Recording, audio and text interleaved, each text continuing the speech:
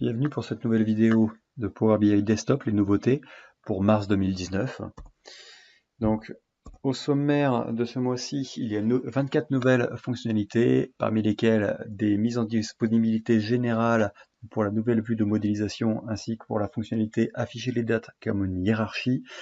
Et pour la partie reporting, une mise à jour donc potentiellement importante, c'est l'adresse web URL statique qu'on peut maintenant positionner sur les boutons formes et images. Voilà, donc vous verrez, donc 24 nouvelles fonctionnalités, c'est beaucoup de nouvelles fonctionnalités pour une publication mensuelle. C'est beaucoup de petites nouvelles fonctionnalités qui viennent mettre de l'huile dans les rouages de Power BI Desktop et aussi améliorer certaines fonctionnalités déjà existantes. Voilà, toutes ces fonctionnalités vous seront présentées dans cette vidéo. Alors pourquoi faire BI? Tout simplement puisque je suis parti d'un constat simple qu'à ce jour il existe très peu de ressources en français pour se former à l'utilisation de Power BI. Les nouvelles fonctionnalités du logiciel sont diffusées exclusivement en anglais sur le blog officiel de l'éditeur. Et donc le rythme de publication est également important puisque à ce jour et depuis janvier 2018, il y a eu 271 nouvelles publications, donc nouvelles fonctionnalités dans l'outil Power BI Desktop, et donc il faut se tenir régulièrement informé des nouveautés. Donc l'objectif de cette chaîne, c'est de faciliter la diffusion en français des nouvelles fonctionnalités de Power BI et d'aider à la compréhension générale des utilisateurs Power BI en resituant les nouvelles fonctionnalités dans leur contexte. Donc qui je suis? Je m'appelle Jérôme Viguier, je suis certifié Microsoft Power BI depuis 2017 et je suis également expert comptable.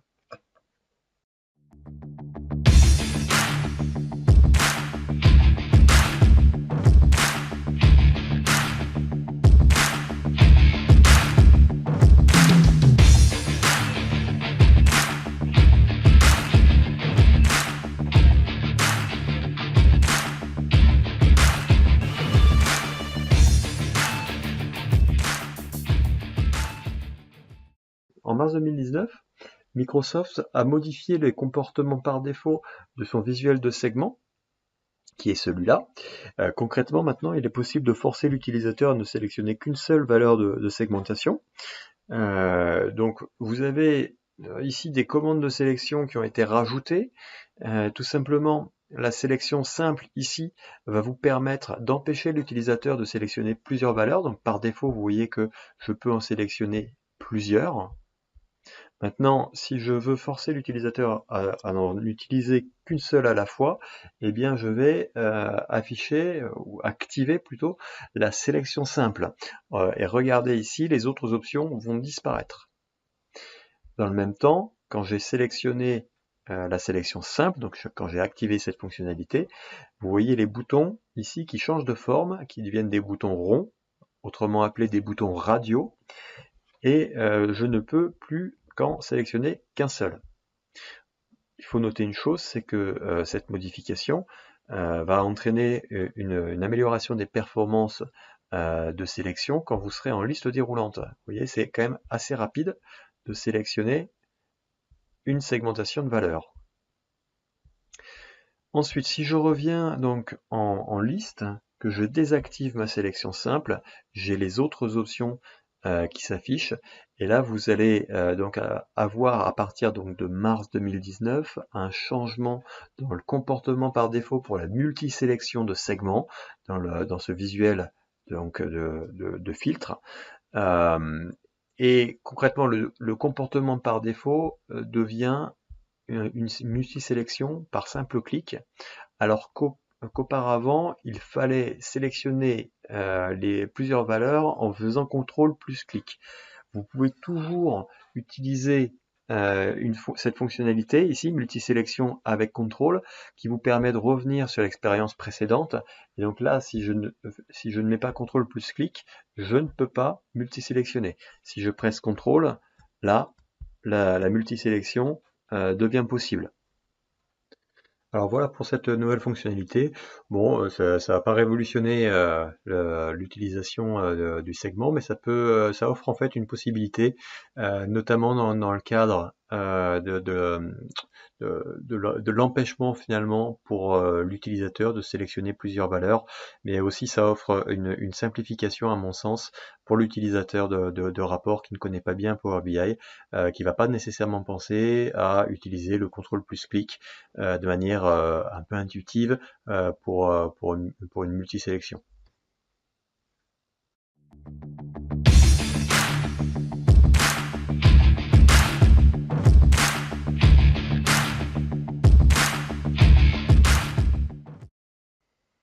Alors, depuis mars 2019, le visuel de carte par défaut inclut maintenant une fonctionnalité de carte thermique. Donc on parle de ce visuel-là, qui s'appelle donc carte, et qui utilise finalement Bing, les cartes Bing, le moteur de recherche de Microsoft, pour visualiser donc des cartes. Et depuis donc mars 2019, vous avez cette commande, cette fonctionnalité de formatage qui s'appelle carte thermique. Donc si vous l'activez, donc là pour l'instant je ne l'ai pas activé, vous voyez que j'ai des points dans mes données qu'il est possible de sélectionner pour bénéficier du filtrage croisé des autres visuels de la page. Et donc si j'affiche cette carte thermique, vous voyez qu'ici, j'obtiens ce qu'on pourrait qualifier de zone de chaleur en fonction de la densité géographique. Et donc, la taille de ces zones thermiques, elle varie en fonction donc du nombre de points de données dans une même zone géographique, mais on peut aussi l'influencer en mettant un champ dans une mesure dans le champ taille. Donc là ici j'ai une mesure qui s'appelle moyenne de freight, et donc quand vous mettez une mesure dans le champ de taille, eh bien vous allez pondérer finalement le calcul réalisé par Power BI, puisqu'il va à la fois prendre en compte les valeurs de votre mesure, mais également la précédente densité géographique, c'est-à-dire le nombre de points de données dans une même zone géographique. Alors, cette fonctionnalité de carte thermique, on peut donc la formater. Le radius, finalement, c'est le rayon de mes zones de chaleur. Donc, par exemple, si je passe à 15, vous allez voir donc voilà, les zones de chaleur grandissent. Ici, je peux aussi modifier les unités. Donc, à ma disposition, j'ai pixels et j'ai des mètres. Je peux aussi jouer sur la transparence. Donc là, mes zones ne sont pas du tout transparentes, mais je peux les rendre totalement transparentes ou légèrement transparentes, etc. Donc en fonction de ce que je cherche à faire. Et il est possible aussi de jouer sur l'échelle de couleurs. Point de dégradé 0%, point de dégradé 50%, point de dégradé 100%. Donc si, imaginons que là je mette noir pour les dégradés 100%, que je mette un peu plus clair pour les dégradés à 50%, et que je mette très clair pour les dégradés à 0%. Là vous voyez que finalement ma visualisation change légèrement. Donc voilà, on peut formater cette carte thermique, mais cette carte thermique, elle a une limitation qui est double, puisque elle ne permet pas de sélectionner des points particuliers de la carte. Donc contrairement à ce que je vous ai montré en début de présentation de cette fonctionnalité, on pouvait sur une carte avec des points de données bénéficier d'un filtrage croisé avec les autres visuels.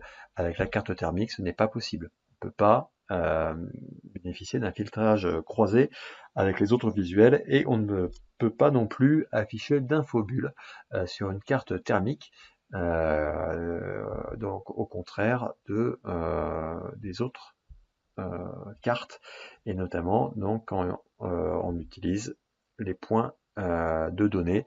Là, je peux bénéficier d'infobulles. Regardez, hop, ici, j'ai mon infobulle. Et donc, quand je sélectionne un point de ma zone, j'ai l'infobulle qui apparaît, ce qui n'est pas possible donc sur une carte thermique.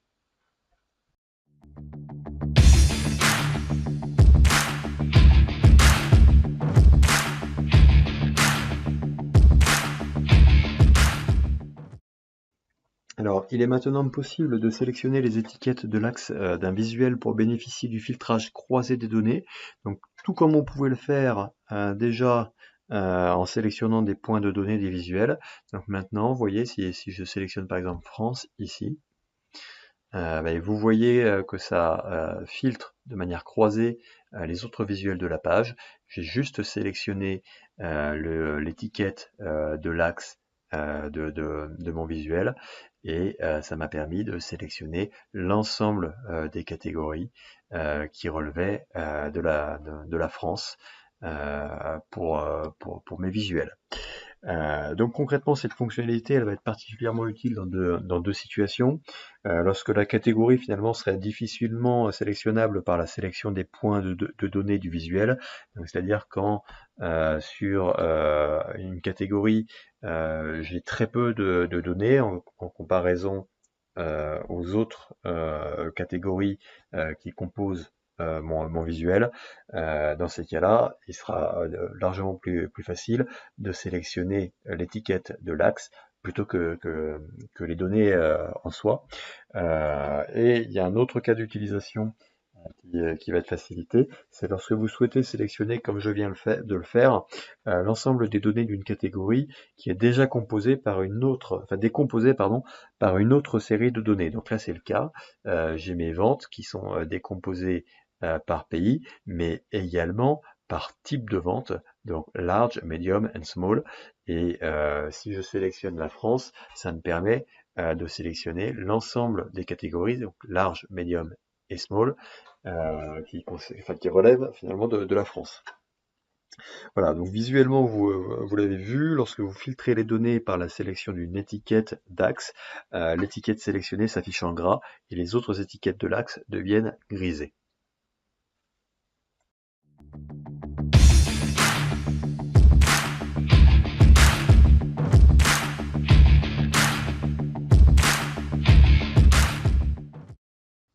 Alors depuis mars 2019, vous avez 3 nouvelles fonctionnalités de formatage des infobulles de vos rapports.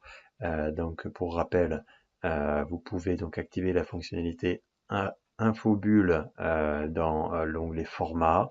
Vous avez la carte donc Infobulle qui convient d'activer si vous souhaitez afficher les infobulles. Donc les infobulles, pour rappel, hein, c'est ce que je viens d'afficher. C'est ce petit encadré qui apparaît lorsque vous surlignez ou surpassez, je devrais plutôt dire, avec votre curseur de souris sur un visuel.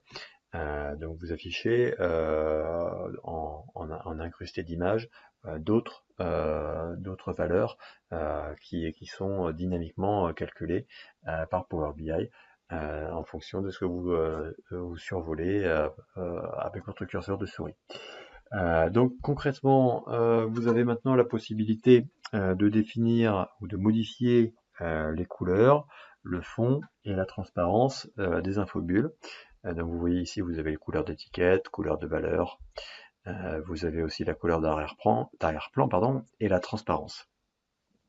Alors, comme je vous les ai dit en début de présentation de cette nouvelle fonctionnalité, c'est un formatage qui se fait visuel par visuel, mais bien évidemment, Microsoft a pensé aux développeurs de rapports, en tout cas les développeurs réguliers de rapports, et qui ne souhaiteraient certainement pas avoir à modifier un à un leur visuel.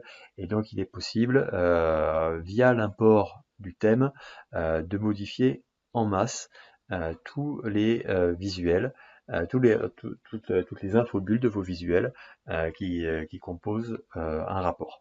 Donc pour ça, vous allez donc dans changer de thème, vous allez dans importer un thème. Alors là, je me suis fait un petit code JSON qui va me permettre d'aller directement accéder. Alors là, je me suis fait un petit code JSON qui va permettre direct. Alors là, je me suis fait un petit code. Alors là, j'ai codé en JSON sur un. Alors là, donc j'ai codé en langage JSON un thème qui va me permettre de définir le formatage de mes infobules de mon rapport. Et donc vous voyez qu'ici, donc voilà, le thème a été importé. Vous avez l'infobulle qui est complètement différente. Précédemment, elle était noire, elle était sur fond noir et avec des lettres blanches. Là, vous avez une infobulle qui devient rose avec des titres en bleu et des valeurs en violet. Et donc, si j'intègre un nouveau visuel, puisque c'est ça donc l'intérêt, c'est d'avoir le tooltip qui s'ajuste de la même manière. Donc par exemple ici je vais mettre pays, valeur, voilà. Et donc voilà, mon infobulle est personnalisée et elle va être standardisée sur l'ensemble des visuels de mon rapport. Donc pour faire ça, je vous invite à aller regarder mon blog, vous aurez le code que j'ai utilisé sur frbi.fr.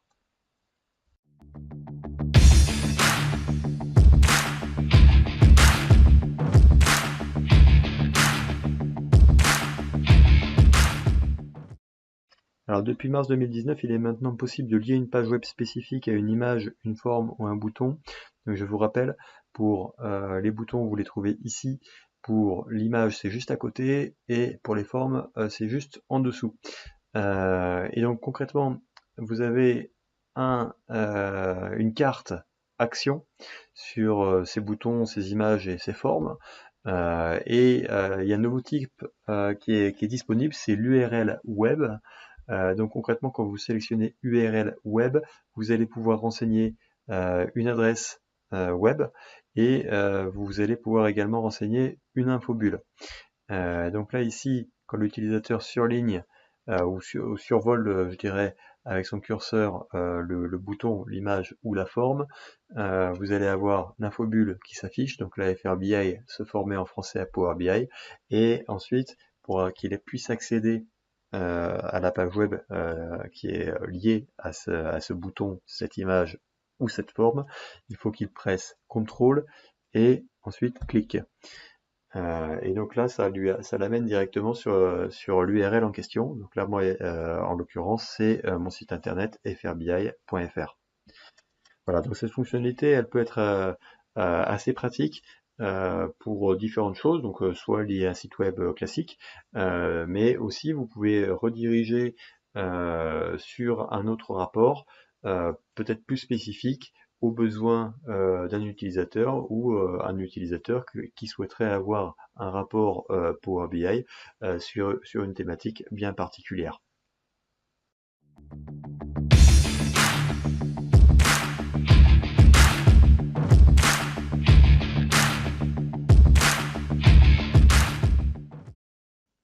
Sur la base de retour utilisateur, Microsoft a modifié le panneau de filtre en mars 2019, puisqu'il n'est maintenant plus possible pour les utilisateurs de rapport de supprimer une carte de filtre du panneau de filtre. Ils peuvent maintenant simplement cliquer sur l'icône de remise à zéro de la carte de filtre. Donc concrètement, vous voyez ici désactiver le filtre. Les utilisateurs de rapport ne pourront plus donc supprimer directement cette carte-là, mais par contre, ils pourront remettre les filtres à zéro. Voilà. En fait, ça va éviter des situations un peu inextricables pour l'utilisateur, puisque précédemment, donc Microsoft s'est rendu compte que la suppression par l'utilisateur du rapport d'une carte de filtre, il se pouvait que l'utilisateur n'ait pas les droits suffisants pour rééditer cette même carte de filtre, c'est-à-dire remettre cette carte de filtre dans le panneau de filtre. Ce qui pouvait poser des problèmes parce que si derrière il voulait refiltrer sur cette carte, sur les valeurs qui composent cette carte, ils n'étaient pas en capacité de le faire seuls. Il fallait qu'ils demandent à l'administrateur du rapport de bien vouloir rééditer la carte dans le panneau de filtre pour pouvoir finalement réutiliser leur rapport de manière de la manière qu'ils souhaitaient l'utiliser. Voilà, donc maintenant ce n'est plus possible de supprimer une carte de filtre. On peut, pour un utilisateur, juste reset, donc désactiver l'ensemble des filtres appliqués sur une carte.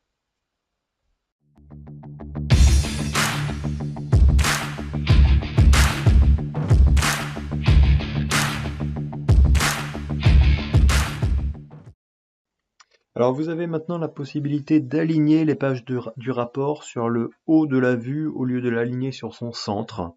Donc cette option, elle se trouve dans Fichier, Options et paramètres, Options, Paramètres de rapport. Et donc là, vous voyez ici, alignement du canevas. Vous avez aligné le canevas en haut du papier peint et aligné le canevas au centre du papier peint. Donc là, en l'occurrence, c'est un ancien rapport. En tout cas, c'est le rapport fourni par Microsoft pour l'update, donc la mise à jour de mars 2019. Concrètement, ils ont utilisé un ancien template de rapport, puisque l'option qu'ils utilisent, c'est aligner le canevas au centre du papier peint, qui était l'ancienne option par défaut avant la mise à jour de mars 2019. Maintenant, quand vous allez ouvrir un nouveau rapport, vous allez avoir par défaut aligné le canevas en haut du papier peint. Et donc Microsoft indique que cette fonctionnalité ne s'applique qu'au rapport créé à partir de la publication de mars 2019. Le changement de paramètres ne s'appliquera qu'au rapport créé après le changement de paramètres.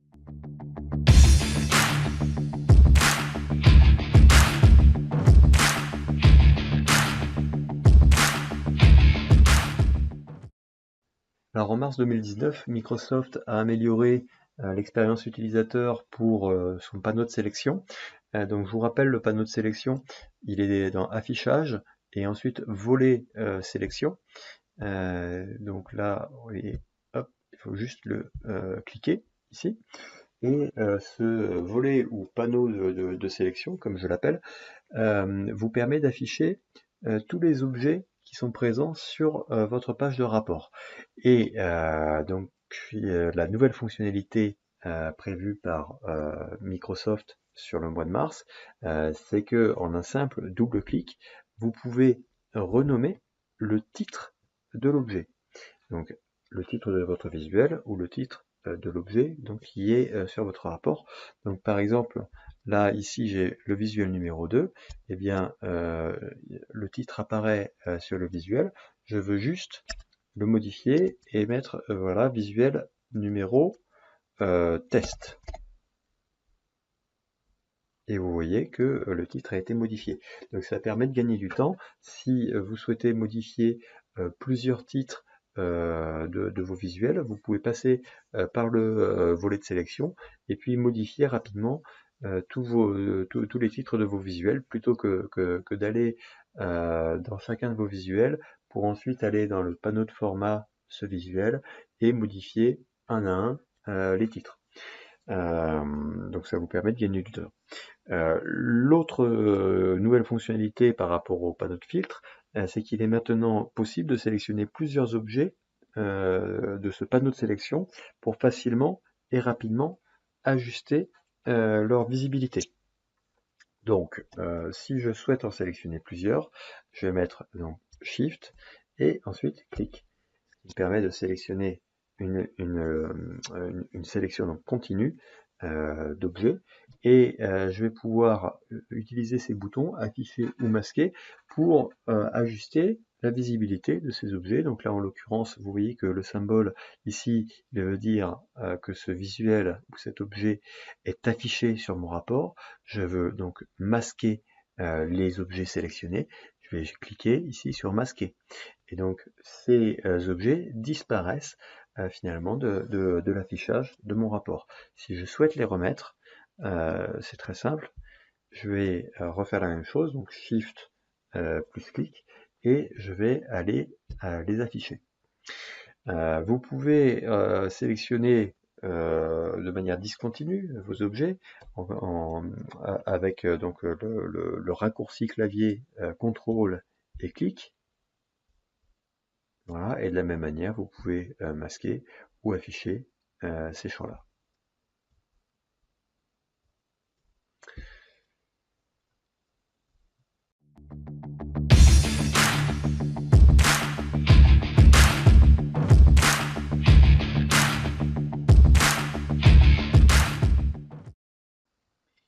Alors, dans le visuel de carte par défaut, qui est ce visuel-là,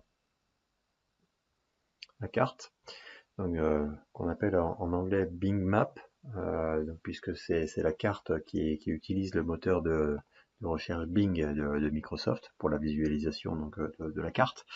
Donc dans le visuel de carte par défaut, vous pouvez maintenant réduire ou augmenter la taille des bulles qui sont affichées sur la carte. Donc là on est dans le cadre d'une carte avec des points de données.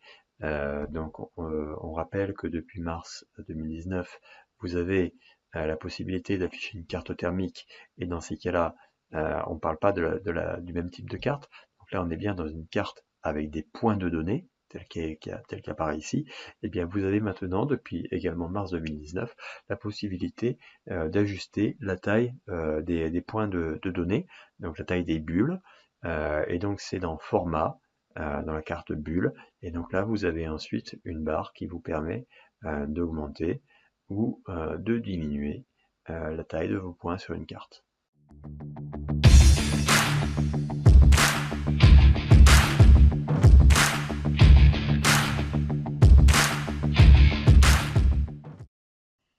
Vous pouvez maintenant ajouter des boutons permettant aux utilisateurs du rapport de zoomer ou de dézoomer sur le visuel de carte par défaut, Bing Map. Donc concrètement, c'est cette carte-là. Donc pour ajouter les boutons de zoom, vous allez dans Format, Commande de la carte, et ensuite vous avez cette nouvelle fonctionnalité, bouton de zoom. Donc, si vous l'activez, dans ces cas-là, vous aurez des boutons qui s'affichent pour zoomer ou dézoomer à votre convenance. Et donc cette fonctionnalité, en fait, elle trouvera surtout à s'appliquer pour les utilisateurs qui ne disposent pas d'une souris avec une molette, puisque ces utilisateurs-là pouvaient déjà zoomer avec un contrôle et puis un mouvement de leur molette. Donc voilà, maintenant les utilisateurs qui ne disposent pas de souris avec molette pourront, le cas échéant, si vous activez cette fonctionnalité bouton de zoom, bénéficier d'un zoom qu'ils pourront activer facilement avec soit leur smartphone via l'écran tactile ou directement via leur clavier.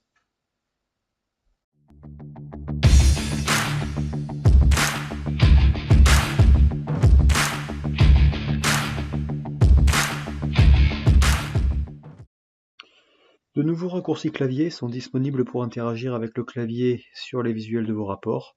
Donc quand un visuel est sélectionné, vous pouvez entrer dans ce visuel avec CTRL plus flèche de droite.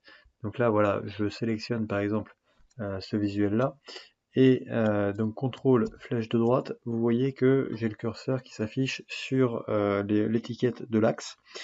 Et ensuite, vous pouvez déplacer tour à tour votre curseur à l'aide de la touche tabulation, donc sur l'axe des catégories, les données et la légende du visuel sélectionné. Donc là, je suis sur l'axe, je vais sur les données, et ensuite, je me déplace sur la légende. Et donc, vous pouvez presser Entrée lorsque votre curseur est sur les données ou la légende du visuel. Donc, si je me place sur les données, là, je presse Entrée, et donc là, on le voit, c'est quand même assez fin, mais on voit que je suis rentré dans le champ données. Et donc là, vous avez différentes options qui s'offrent à vous.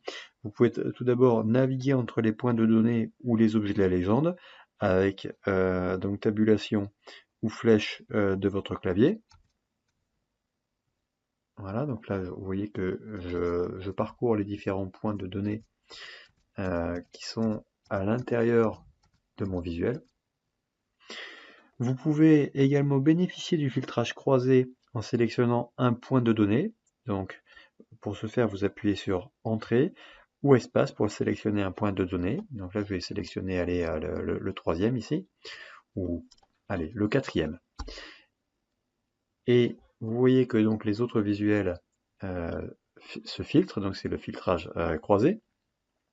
Et si je voulais revenir en arrière, donc pour effacer la sélection, je presserai CTRL, SHIFT et C. Si je voulais sélectionner plusieurs points de mes données, je ferai la chose suivante, donc CTRL plus Entrée.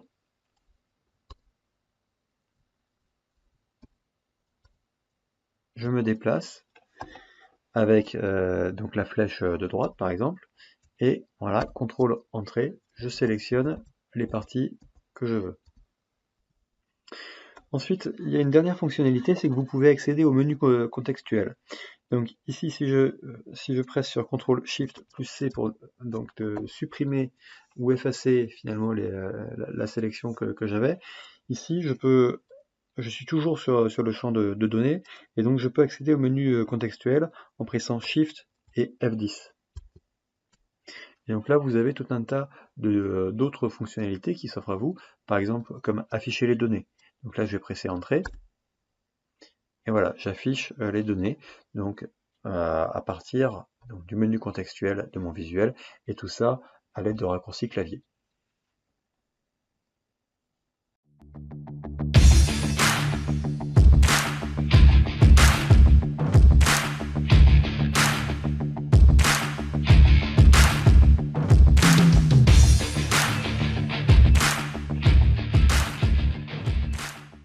La boîte de dialogue de l'explorateur Q&A inclut désormais une fonctionnalité de recommandation, appelée en français affichage des résultats pour.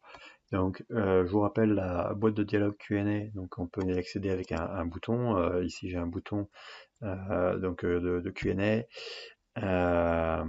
Donc si je pose une question sur les données, donc je vous rappelle, hein, en français ça n'existe pas, donc il faut absolument donc utiliser du verbage anglais.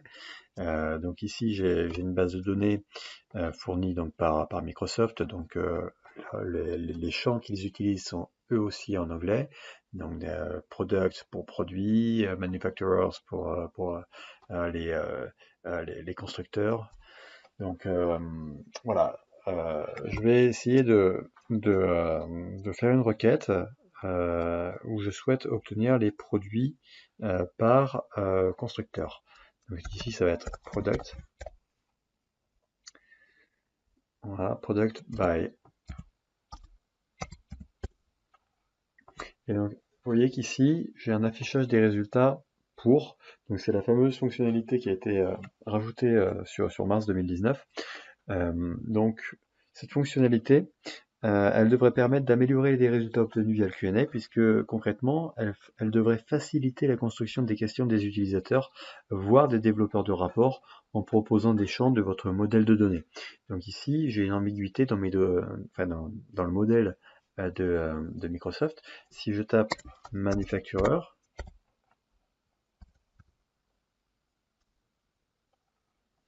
voilà, ici il me propose product manufacturer, puisque j'ai à la fois ce terme dans ma table produit, mais aussi dans ma table des ventes.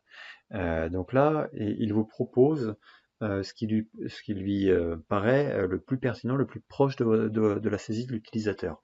Et donc si vous cliquez sur la proposition, vous allez la rapatrier finalement dans votre requête de manière assez simple, ce qui permet donc ce qui devrait permettre de gagner en cohérence dans les requêtes utilisateurs et en facilité de construction de ces mêmes requêtes.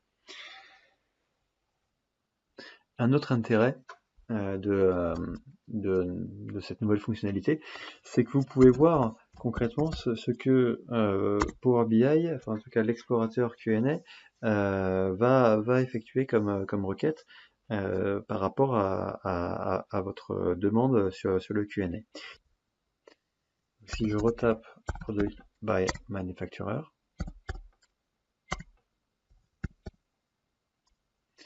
voilà, je m'arrête ici, Product by Manu, et donc là en fait il va me proposer Product by Product Manufacturer. Donc là je peux voir quelle interprétation il fait de ma requête en langage naturel, ce qui peut permettre d'anticiper finalement ce qu'il va produire, et on voit également dans le champ du dessous, dans la visualisation, une prévisualisation de ce que le moteur Q&A va proposer.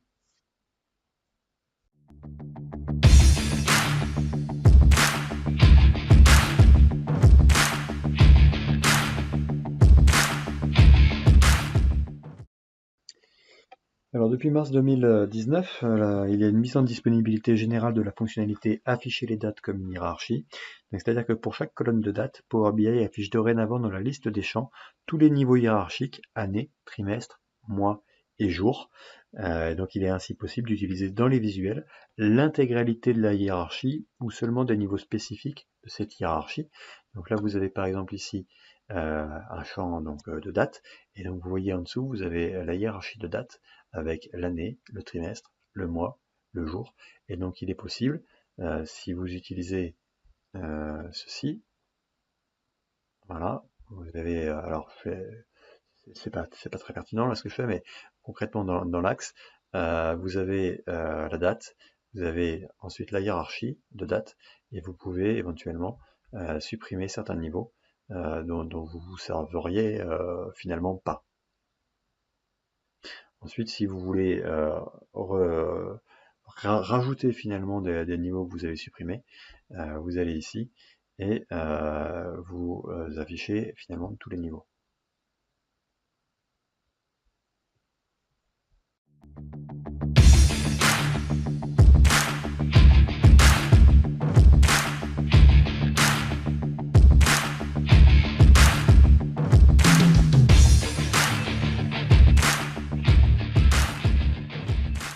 En novembre 2018, Microsoft avait introduit en pré-version une nouvelle vue de modélisation, et depuis donc mars 2019, cette vue de modélisation est en disponibilité générale, donc ce n'est plus une fonctionnalité en pré-version, et pour ceux qui se souviennent, depuis novembre 2018, vous aviez deux vues de modélisation qui étaient concomitantes. Maintenant, vous n'en avez plus qu'une seule. C'est la nouvelle vue de modélisation qui est, donc je le répète, en disponibilité générale depuis mars 2019. Et donc pour rappel, cette vue apporte plusieurs améliorations par rapport à la précédente vue de modélisation. Tout d'abord des performances plus rapides sur les larges modèles de données avec de nombreux stables. Vous pouvez également personnaliser et sauvegarder les vues de modélisation. Vous pouvez également bénéficier de multiples plans de visualisation du modèle. Vous avez des options de modélisation via le panneau des propriétés des champs et de la liste des champs. Vous avez ensuite la possibilité de créer des dossiers dans une table, ainsi que la possibilité d'appliquer des paramétrages communs à plusieurs champs à la fois. Donc je vous renvoie pour plus de détails à la présentation que j'avais faite en novembre 2018 pour la préversion de cette fonctionnalité de nouvelle vue de modélisation. Vous y verrez donc toutes les manipulations pour ajouter des dossiers, etc., etc. Voilà. Donc n'hésitez pas à aller sur frbi.fr pour regarder ou vous remémorer cette fonctionnalité.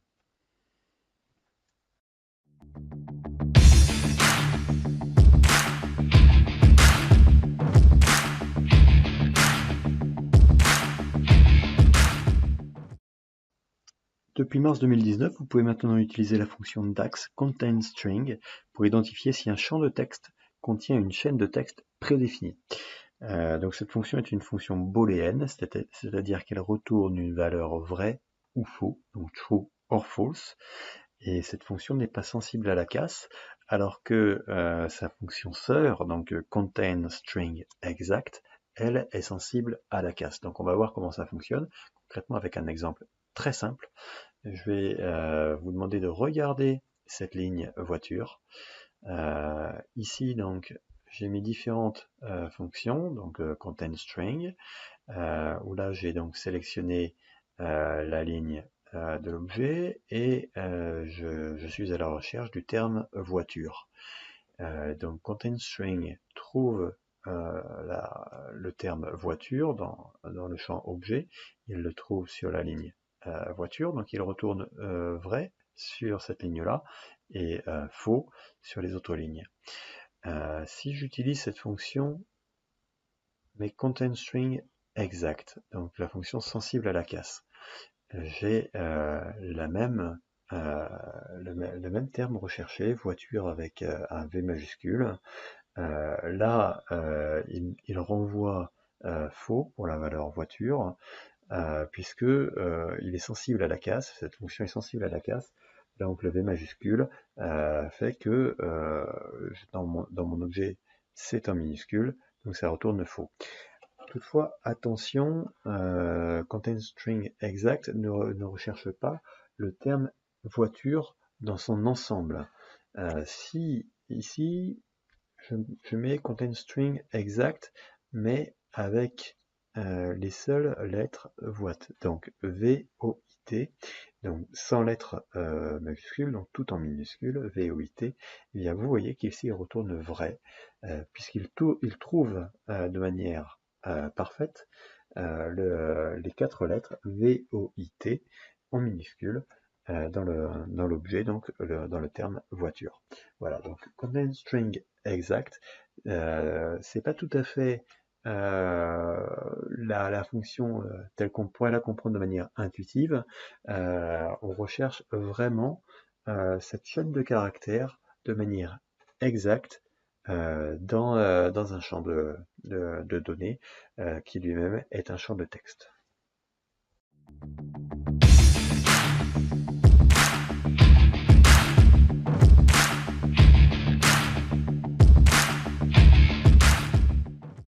Alors, en mars 2019, Microsoft a publié également une nouvelle fonction DAX qui est la fonction distinct count no blank. Donc, concrètement, cette fonction, elle compte le nombre de valeurs distinctes dans une colonne sans compter les valeurs blanches. Donc, j'ai essayé d'illustrer le comportement de cette nouvelle fonction de la manière suivante. Donc, j'ai une liste avec 4 lignes, des valeurs qui vont de 1 à 3 et puis une valeur blanche. Si je compte les lignes avec la fonction controls, j'obtiens 4 lignes. Effectivement, j'ai 4 lignes dans ma table puisque j'ai une valeur blanche qui compte pour une ligne et j'ai 3 autres lignes qui sont renseignées donc de 1 à 3. Si j'utilise la fonction distinct count, qui est une valeur sœur finalement de cette nouvelle fonction DAX qui est distinct count no blank, donc avec distinct count, j'obtiens 4 valeurs, donc une valeur par ligne. Alors, une chose à noter, c'est que controls et distinct count sont mis ici sous forme de mesure. Donc c'est pour ça que elles ne sont pas présentées sous forme de totalisation. Donc c'est pour ça qu'elles affichent une valeur pour chaque ligne. Distinct count no blank, elle renvoie à une colonne. Donc c'est-à-dire que la structure de cette formule, c'est qu'il faut renseigner un nom de colonne. Et là, en l'occurrence, ça ne fonctionne pas si j'utilise une mesure. Donc il faut que ça soit dans une colonne. C'est pour ça qu'ici, vous avez le nombre 3 sur chaque ligne de ma table, puisque par défaut, vu que c'est une colonne, ça va totaliser les valeurs de ma colonne sur chaque ligne. Donc ce qu'il faut retenir, c'est que sur mes lignes de ma colonne distinct count no blank, j'ai le chiffre 3 qui apparaît. 3, pourquoi? Puisqu'il ne va pas compter finalement la ligne avec une valeur blanche. Donc j'affiche la formule distinct count no blank qui permet d'arriver à ce résultat. Donc vous voyez que la colonne de référence de cette fonction, c'est la liste. Voilà, avec donc cette valeur blanche, ce qui va nous permettre donc de ne pas compter cette valeur blanche et de ressortir le chiffre 3, c'est-à-dire 3 lignes non blanches dans ma liste, dans la liste de cette table. Voilà. Donc cette fonction peut avoir une utilité quand vous avez à travailler sur des tables ou sur des colonnes qui ont des valeurs blanches et qu'il ne faut pas compter dans votre logique métier.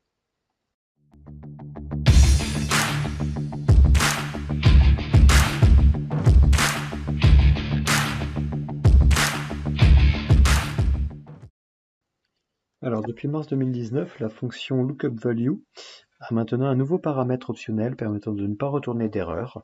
Donc c'est ce paramètre-là. que vous trouvez ici, donc dans cette fonction lookup value, donc c'est le champ à analyser. Donc pour rappel, en fait, la fonction lookup value retourne la valeur d'une colonne pour la ligne qui remplit les critères spécifiés par la colonne de recherche et la valeur recherchée. Donc pour faire simple, ici vous avez donc le champ recherché, donc c'est pays, de la table pays, puisque j'ai deux tables, donc la table pays qui comprend les entreprises et le pays de rattachement de cette entreprise. Et vous avez ensuite la table valeur avec l'entreprise et la valeur qui se rattache à cette entreprise. Et donc on veut tout simplement rapatrier dans la table valeur le pays de rattachement de cette même entreprise, en sachant que mes tables ne sont pas liées entre elles. Donc, pour ce faire, j'ai utilisé la fonction VLOOKUP, enfin la fonction lookup value plutôt. VLOOKUP c'est dans Excel. Donc lookup value où je vais rechercher donc le pays issu de la table pays au travers donc la table pays et la colonne de cette table, donc la colonne entreprise de la table pays. Ça c'est important. Il faut que cette colonne de recherche se trouve dans la même table que la valeur à rechercher. Et ensuite, je lui demande de rechercher cette valeur correspondante dans la colonne entreprise de la table valeur. Et si jamais il ne trouve rien, dans ces cas-là, il va rapatrier le terme à analyser. Et donc c'est le cas, ici vous voyez, j'ai une entreprise F qui n'est pas dans la table pays, puisque ma table pays va de l'entreprise A à E, et donc vu qu'il ne trouve aucune valeur à rapatrier, logiquement, sans cette mise à jour de mars 2019, cette fonction lookup value aurait retourné une valeur blanche, blank value. Là, en l'occurrence, ça me permet d'éviter ce comportement et de forcer cette fonction à rapatrier, à renseigner une valeur que j'aurais spécifiée dans ce résultat alternatif. Il faut noter une chose, c'est que ce résultat alternatif, il peut être aussi utile dans le cas où la fonction VLOOKUP, la fonction lookup value, pardon, la fonction lookup value retourne plusieurs valeurs sur une même valeur de recherchée. Dans ces cas-là, la fonction par défaut, c'était que cette fonction lookup value retournerait une erreur. Là, en l'occurrence, on peut éviter ce comportement, encore une fois, en renseignant cet argument optionnel qui est le résultat alternatif. Et donc, si jamais j'avais plusieurs entreprises F, avec donc plusieurs pays pour cette entreprise F, eh bien, je pourrais retourner, au lieu d'une erreur, retourner la valeur à analyser.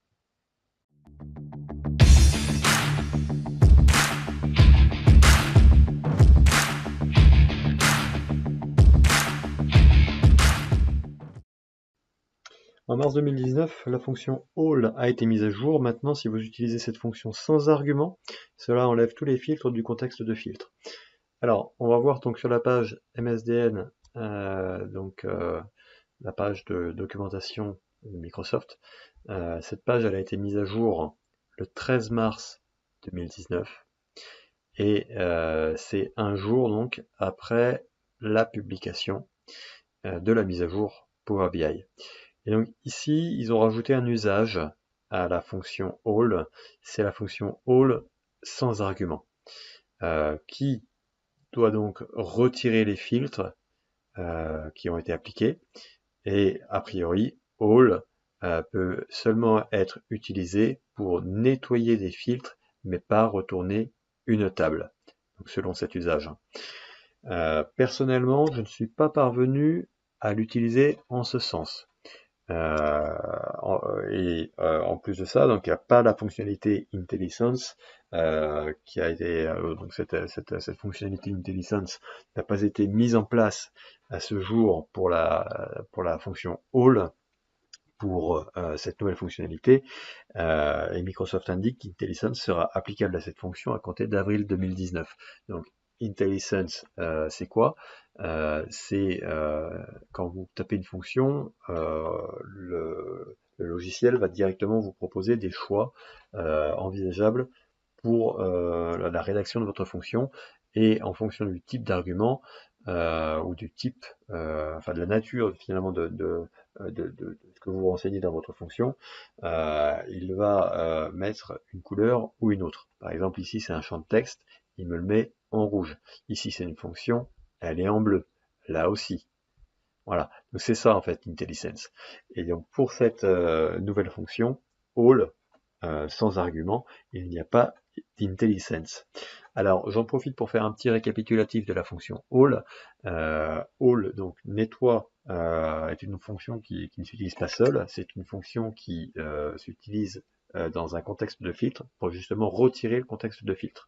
On va voir que ici, donc j'ai une table qui s'appelle vente et qui contient des valeurs de 2015 à 2019, les valeurs 100 en 2015, 110 en 2016, 120 en 2017, 130 en 2018 et 140 en 2019 pour un total donc de 600 de 2015 à 2019.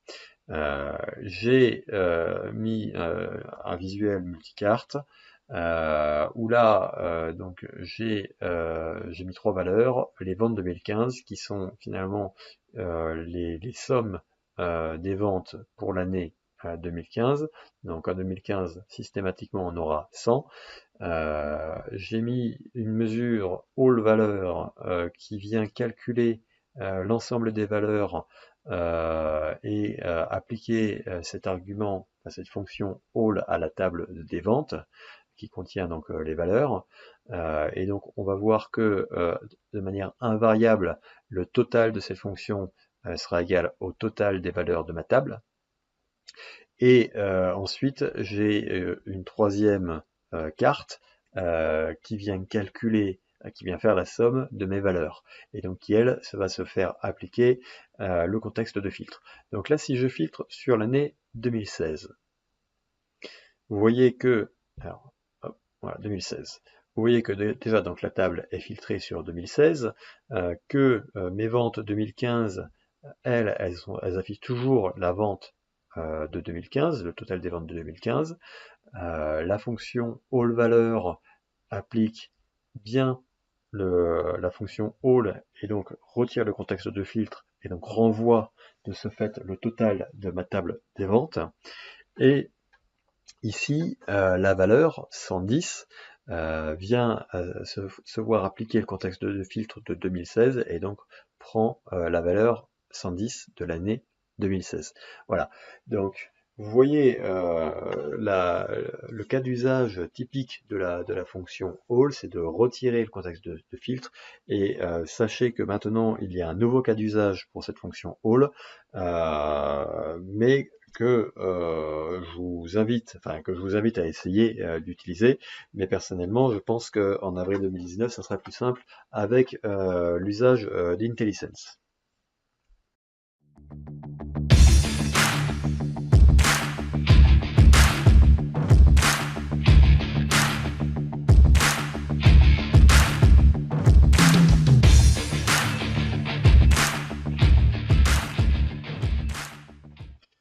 En mars 2019, vous pouvez maintenant, depuis Power BI Service, désactiver la possibilité d'ajouter et d'utiliser des visuels personnalisés.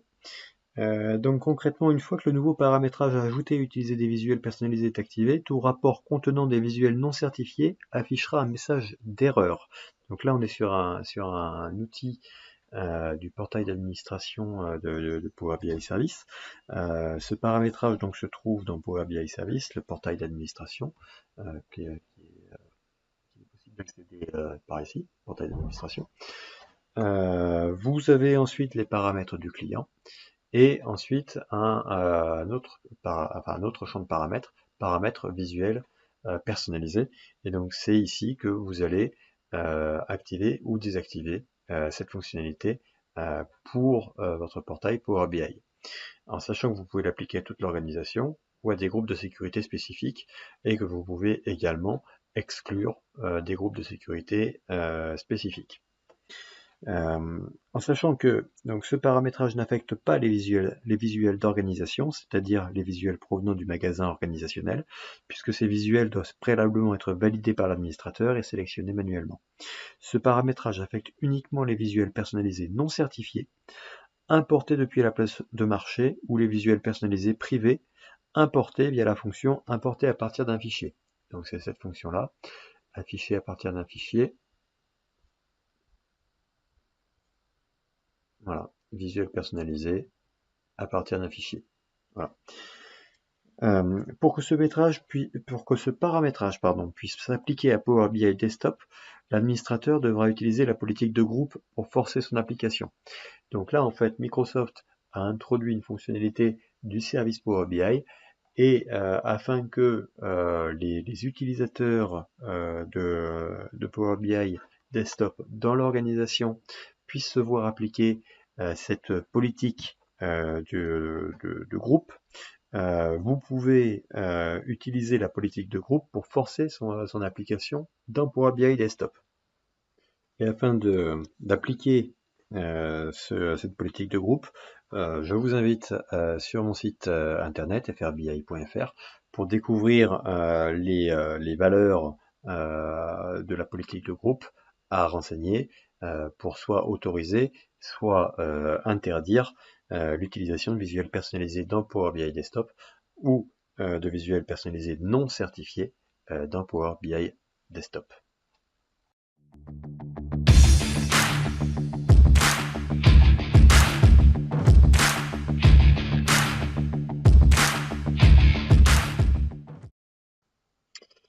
Donc en mars 2019, la société Credec a publié son visuel personnalisé Regression Chart. Donc c'est un graphique de régression linéaire qui permet d'afficher vos données sur un nuage de points sans agrégation d'aucune sorte, à moins que vous souhaitiez en spécifier une. Et il vous permet aussi d'ajouter une ligne de régression linéaire. Il vous permet également ensuite de répartir vos données en catégories. Donc c'est le deuxième exemple ici, où les graphiques de régression ont été répartis par catégorie. Ici, par exemple, sur ce graphique, qui traite donc de l'émission, de la quantité d'émissions de CO2 en comparaison de la taille d'un moteur. Si donc j'affiche donc les données constitutives de ce visuel et que je descends ici les modèles hybrides ou électriques, et tout de suite, voilà, j'ai deux visuels bien séparés. D'un côté les électriques, de l'autre côté les hybrides. Et donc ça me permet d'afficher, donc de catégoriser mes visuels pour faire ressortir potentiellement des nuages de points propres à chaque catégorie de mes données. Donc ce visuel est distribué sous deux versions, une version gratuite et une payante. Avec la version gratuite, vous êtes nécessairement limité. Donc j'ai ressorti ici du site internet de Credec la différence entre les versions gratuites et la version payante. Donc concrètement, il y a une grosse différence, enfin deux grosses différences. C'est que dans la version gratuite, vous êtes limité à 1000 lignes de données.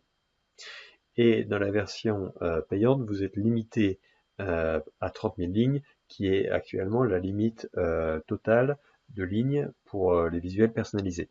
Et par ailleurs, vous êtes aussi limité en termes de sélection des points de données, puisque dans la version gratuite, vous êtes limité à un seul point de données, donc j'imagine que ce sont des sources de données, et dans la version payante, vous pouvez connecter plusieurs sources de données pour alimenter ce visuel.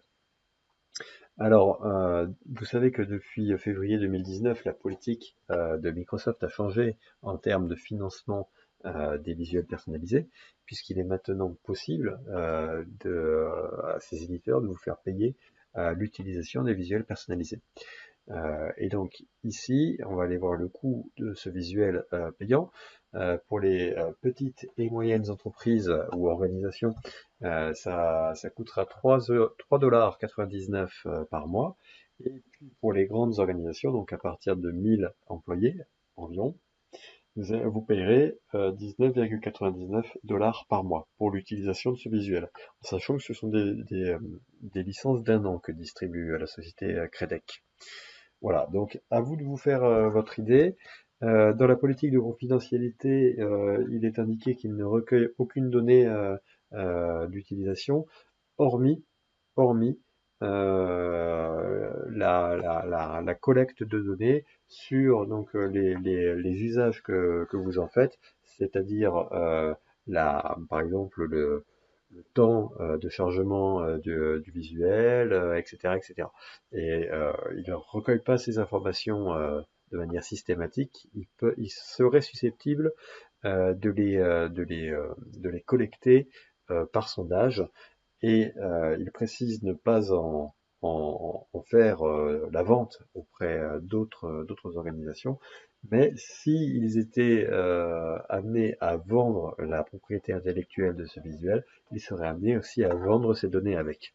Voilà. Donc, à vous de voir si vous souhaitez utiliser ce visuel personnalisé en version gratuite ou en version payante.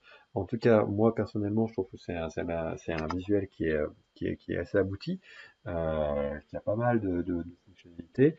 Je vous ai pas parlé des options de formatage, mais elles sont quand même assez nombreuses. Vous avez tout un descriptif pardon, ici par cette société pour vous indiquer comment utiliser ce visuel personnalisé. Donc voilà, c'est pas forcément très intuitif à première vue, donc je pense que c'est plutôt pour des utilisateurs qui sont avertis. Donc vraiment, là on est sur de l'analyse de données vraiment assez poussée hein, avec ce type de visuel. Vous pouvez donc formater votre graphique, définir donc la taille de l'axe des abscisses, de l'axe des ordonnées. Vous pouvez définir pour les facettes d'analyse si vous souhaitez les afficher en horizontal, en vertical, le type de grille, etc., etc. L'apparence aussi. Bon, vous avez quand même pas mal de choses.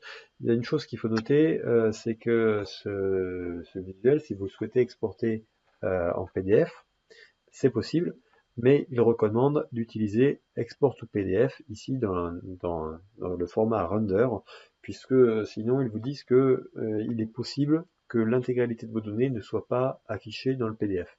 Si vous n'utilisez pas Export to PDF dans le mode Render alors que vous exportez en PDF, vous risquez d'avoir un PDF incomplet. Voilà, c'est un peu embêtant.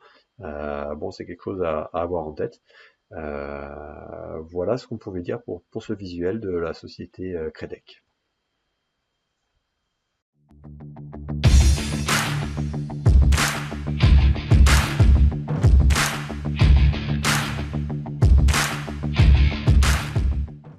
La société ShareWinfo a publié en mars 2019 un visuel personnalisé qui s'appelle Power Slicer, qui est un visuel de filtre.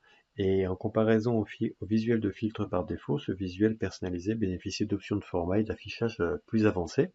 Et notamment, donc, il va supporter une liste déroulante et une hiérarchie. Il va également permettre la définition d'une sélection par défaut en langage JavaScript. Et donc là, on va voir un exemple tout de suite. Donc voilà, donc ça c'est l'icône du visuel Power Slicer. Si je vais dans Format et que je vais dans Sélection, j'ai default via value ici, et donc là j'ai une formule JavaScript qui prend par défaut finalement, il va activer dans le filtre le mois en cours. Voilà, donc là faut connaître un petit peu le JavaScript. Personnellement, c'est pas mon cas. Euh, donc je leur fais confiance par rapport à ça. Donc a priori, voilà, en fait, il va prendre le mois d'avril. Donc là, personnellement, là, je suis, enfin, à l'heure où je vous parle, on est en mars. Donc il prend le mois d'après. Tandis que dans le deuxième visuel, ici, il prend le mois en cours. Et on va voir qu'ici, j'ai donc la sélection avec voilà, la valeur par défaut et +1. Donc là, il prend le mois en cours. Voilà, donc c'est une petite fonctionnalité qui peut être utile pour vraiment rendre dynamique l'actualisation de vos zones de filtre pour vos utilisateurs. Après, donc, comme je vous ai dit en introduction, il y a plusieurs typologies de présentation pour ce visuel de filtre.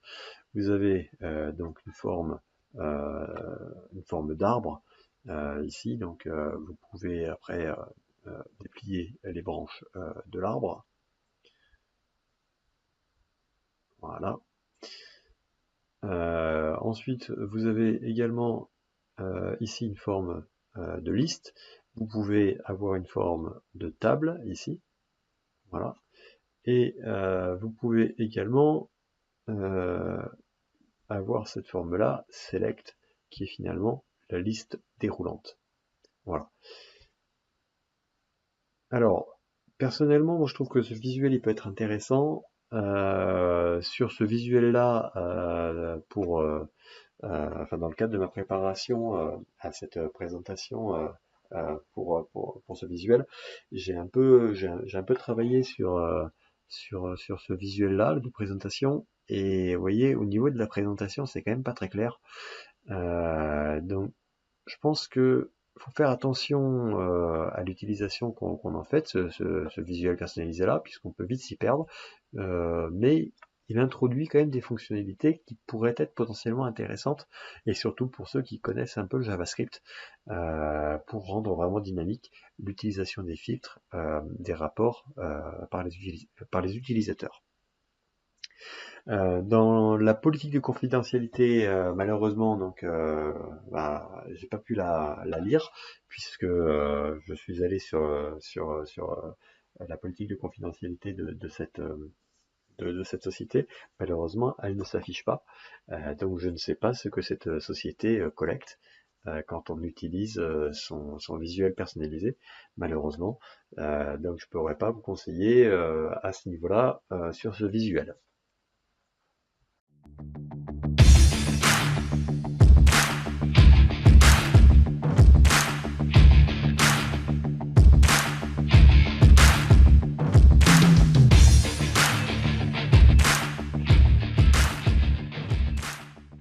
Une mise à jour a été réalisée par rapport au connecteur PDF. Maintenant, en fait, il va supporter plus facilement la reconnaissance de certains types de tables qui s'étendent sur plusieurs pages. Donc là, concrètement, j'ai un PDF qui contient un tableau, voilà, qui fait 10 pages. Et j'ai essayé de voir comment Power BI le gérait. Bah écoutez, ça se fait très bien. Il m'a mis mes 10 tables, et il ne me suffisait plus que de finalement les mettre bout à bout avec ajouter des requêtes, ajouter les requêtes comme étant nouvelles.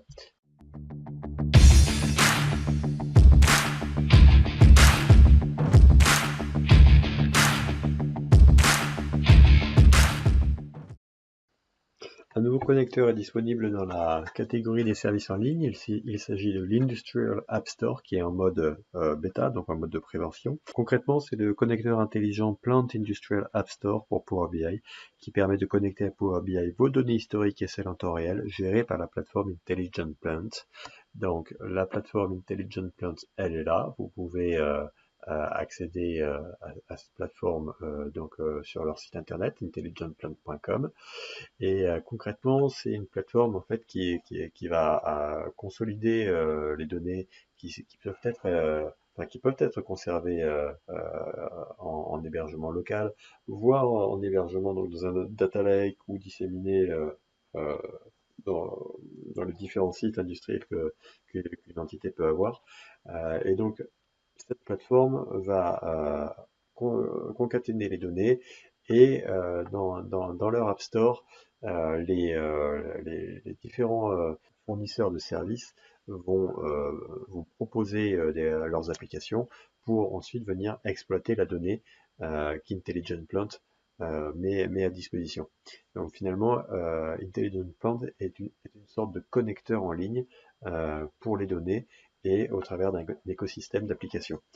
Et donc maintenant, il y a ce connecteur avec Power BI que vous trouverez dans la catégorie services en ligne.